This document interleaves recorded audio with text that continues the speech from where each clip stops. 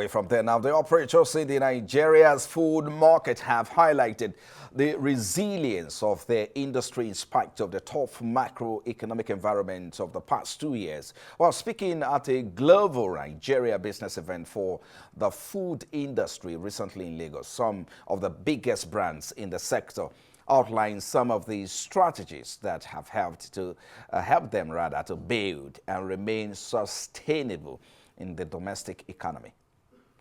Mulabat is basically a family-owned business where it was built on eating, dining, but during the COVID era in 2020, we figured out that people were open to takeout and delivery. But then in 2020, we didn't have this influx of delivery partners. So we had to build our own delivery operations. And we noticed a spike in our sales. So we adjusted our operations based on that. We decided to focus more on takeout and delivery. And also, we kept our menu tight. So in terms of when you are delivering food, it's different from when people are walking in. When they walk in, they can see what they buy. They can put it in their car and manage the movement. So we kept our menu tight where we optimize our menu based on delivery, and also we made sure that we targeted a 5-kilometer radius around our outlets so as to be able to meet demand. So in that era, we noticed that people were also impatient and they didn't need to walk in and eat. They don't, because of the whole COVID thing and all that. So we started building our operations for that service. And also, within Mulabat, we have different sections. We created it based on, there are 2 different outlets in Mulabat. There's the eating and there's the delivery. Each is a different business inside Mulabat. So that way, we are able to optimize and also learn the different customers' behavior based on the delivery and the walk-in. Our account for walk-in is different. Our account for delivery is different. So it's basically 2 different outlets in one. So that's a major operational changes we made. And since then, it has kept on increasing our revenue. The brand is extremely tenacious, right? To stay relevant for 31 years requires a level of tenacity and doggedness that is unbelievable, right? So I would say tenaciousness, doggedness, and just the determination to not give up. There have been a lot of people entering the market. I'm sitting with them, right? And I think we have an abundance mindset where we believe that there's enough market for everyone. We even still need more restaurants in Nigeria based on research and surveys, right? So our mindset is that our customers are out there. The value that we offer is relevant to the customers that want to order from us, and so we just keep going. Additionally, because we've been around for a while, we have a very resilient legacy team. But in addition to that, we have a bunch of new Gen Zs who are, really pushing the needle and advancing things. I think some of them might be here.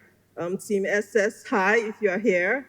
Some of them may be here, and they're really working hard, driving some of our virtual operations initiatives, our partnerships, etc. So I think that's really what it comes down to in staying relevant, right? Understanding your customers. We do not follow every trend, right? We are very specific about which trends we want to sort of lean on, those that are true to our brand's DNA. And at the end of the day, for Sweet Sensation as a brand, our quality is extremely important to us. There's testimonials and reviews constantly about our taste. And that is something that we do not compromise on, because for us, taste is the difference. For us, the strategy we've used basically is to focus on Lagos. So my background is in investment banking. And so when I started Bookout in 2011, I had a lot to learn along the way. So I said, look, let's just focus on Lagos and understand the business. And it was just last year, December, that we decided to explore outside Lagos.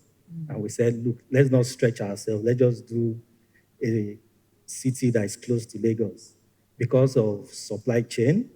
And also, we believe that it was important for us to have the structure to be able to manage, multi-state locations.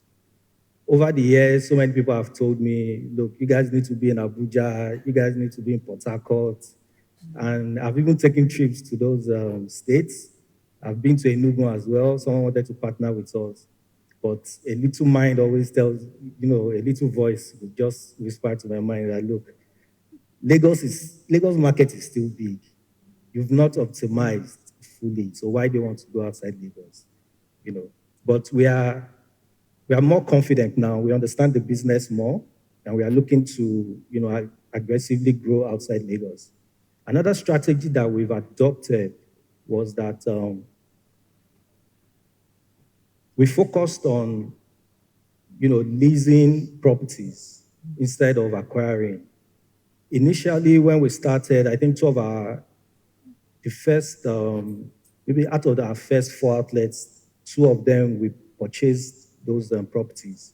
And we realized that the amount of capital that we tied down in that process, if we had leased, we would have optimized that capital better, by having more outlets. So after that, we said, look, it was better to always, lease instead of acquiring properties. For sustainable growth, what has helped us is we try to focus on our people. You can't grow a business faster than you grow your people, because it's the people that will manage it, and ensure that as things change, they are on top of those situations. So we've always tried to ensure that we grow our people so that they can help us grow our business. Then technology has played a very important role as well.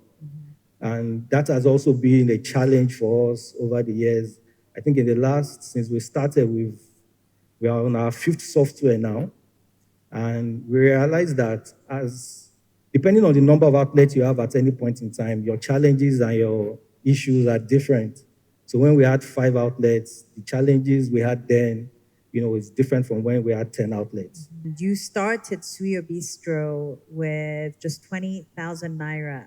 That's crazy. I mean, you can't buy anything with 20,000 Naira anymore. So to start a whole brand with 20,000 Naira and expand it to 12 outlets across Lagos and Ibadan, that's really applaudable. Well done. What strategic choices and key decisions have contributed to inspiring you on this journey? How do I create something that is nimble, that will adapt easily to the various conditions, various environmental factors, the changing trends, and is always positioned for growth?